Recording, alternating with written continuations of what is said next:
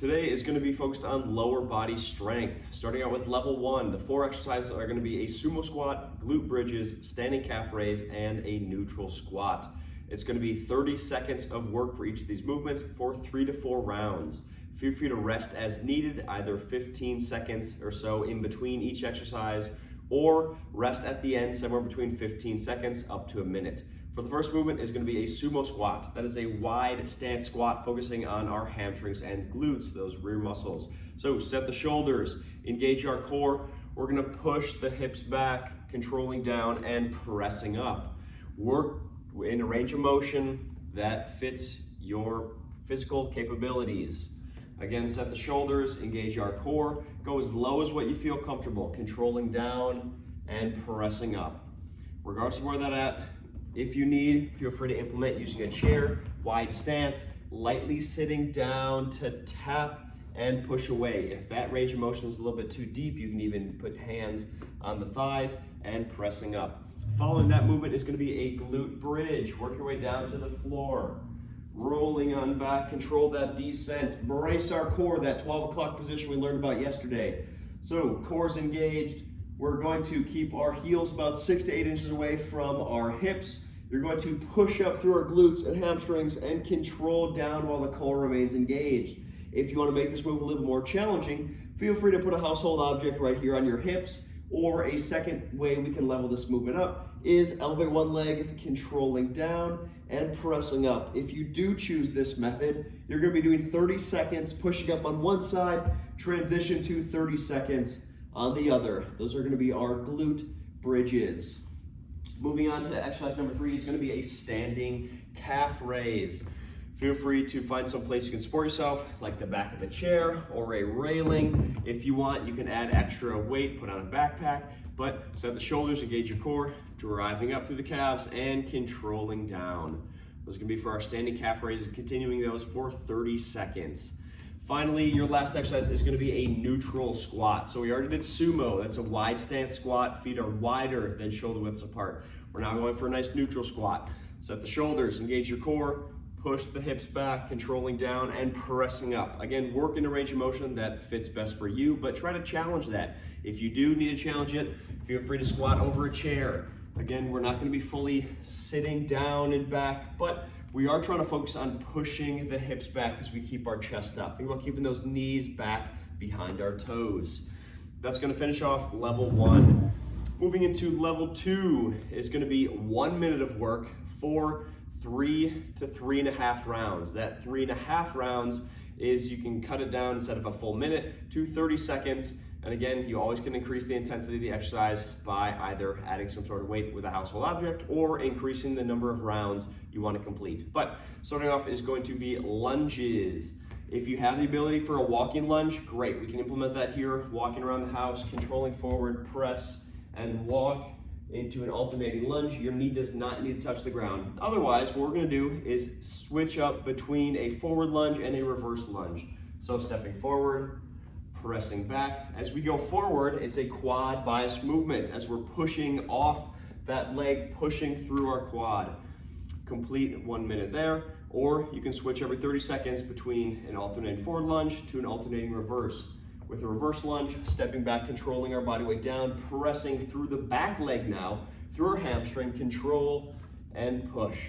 That's going to be for our lunges. Up next is a split squat. 2 options, Bulgarian split squat, which is the more advanced version, or a split stance split squat. Here's a split stance, or otherwise known as a stationary lunge. Split stance, set my shoulders, engage my core, back foot is going to go up onto our toe, controlling down and pressing up through that front leg, through our quad. Control to push. If you want to challenge yourself, optional grabbing weight, otherwise just a body weight is sufficient. Control down, pushing up. Make sure that front knee stays right above our ankle. This is the split stance, split squat, or stationary lunge. If you want to make it a little more challenging, Bulgarian split squat. So find a chair, preferably something that does not move, so push it up back against the wall. Extend the feet out. We're going to find the spot that we're going to need for this movement by bringing our tailbone to the edge of the seat. Set the shoulders, engage our core. Bring one foot back, standing up.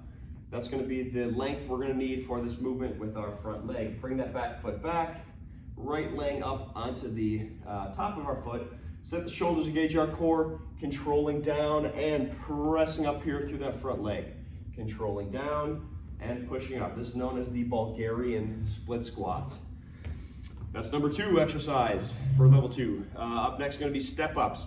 For that, a chair, stairs. You can step up 2 to 3 steps on those stairs, but have it be something that is stable. So this chair free floating in a room, I would not recommend that. But step ups, pretend it is a block or something that does not move, chair up against a back wall. We're stepping up, we're going to drive that knee and then controlling down.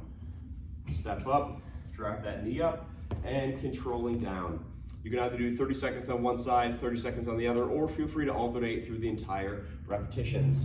Up next is going to be a sumo to neutral squat. So wide stance squat, set the shoulders, engage our core, push hips back, controlling down, pressing up. We have 2 options right here when I'm performing. Step out, step in for a whole minute, or we can take it up a notch.